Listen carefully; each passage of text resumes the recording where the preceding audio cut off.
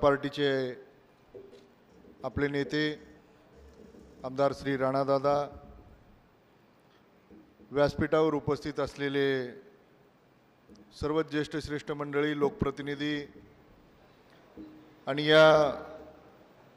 Shri Vitthal Mane sir यांच्या पक्षप्रवेशाच्या कार्यक्रमासाठी उपस्थित असलेले कळंब तालुक्यातील सर्व राजकीय कार्यकर्ते, सामाजिक कार्यकर्ते आणि बंधूंनो, खरं तर श्री विठ्ठल माने सरांचा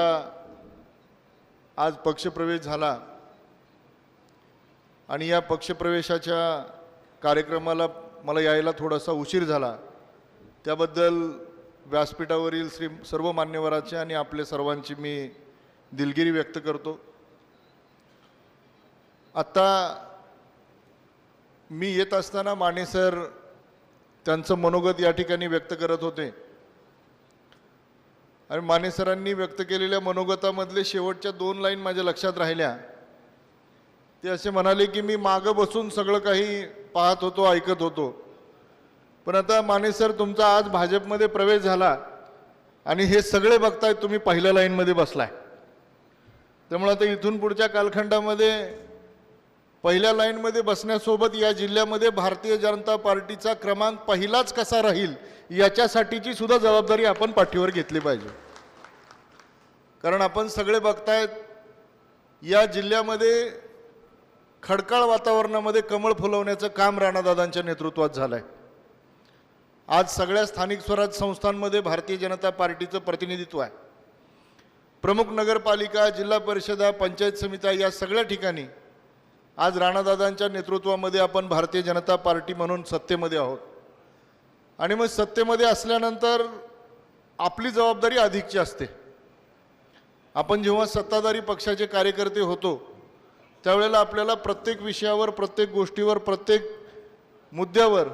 प्रतिक्रिया व्यक्त करण्यापेक्षा त्या मुद्द्यांना, त्या विषयांना समाजाभिमुख कसं करता येईल याचं काम आपल्याला करावं लागतं। आज देशभरामधला नव्हे तर जगभरातला सर्वात मोठा पक्ष म्हणून भारतीय जनता पार्टी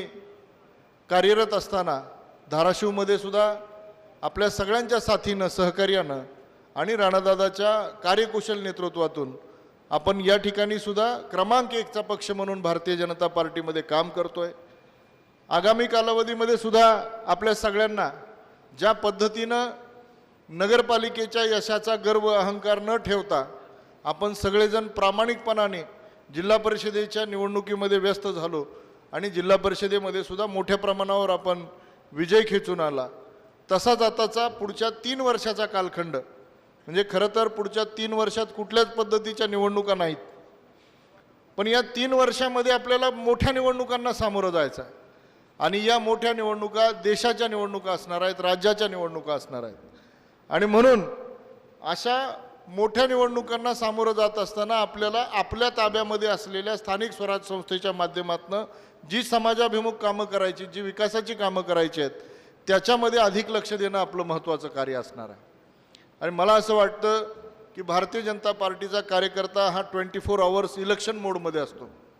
आज देशभरामध्ये प्रत्येक राजकीय पक्षाला असं वाटतं की भाजपसारखं यश आपल्याला का मिळत नाही,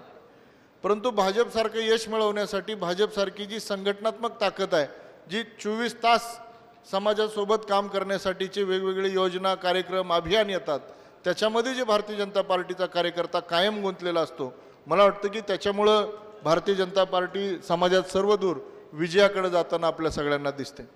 आपल्यामध्ये आणि राणादादांमध्ये मी खूप वेळ घेणार नाही, परंतु विठ्ठल माने सरांना एवढंच आश्वासित करतो की भारतीय जनता पार्टीमध्ये आपण समान हेतूनं, समान ध्येयानं आणि समान विचारांनी काम करत असताना आपल्यासोबत असलेली सगळी टीम असेल किंवा आपण स्वतः असाल, आपल्यासोबत भारतीय जनता पार्टीमध्ये अनेक उल्लेख मगाशी काळे साहेबांनी इथं केला की सतरंजीवर असणारे कार्यकर्त्यांसोबत आम्ही काम केलं, परंतु काळे साहेब सतरंजीवरच्या कार्यकर्त्यांनी पक्ष टिकवला म्हणून आज आपल्याला हा सोन्याचा दिवस दिसतोय। एवढं मला या ठिकाणी उल्लेखनीय सांगायचं आहे। धन्यवाद। जय हिंद, जय महाराष्ट्र।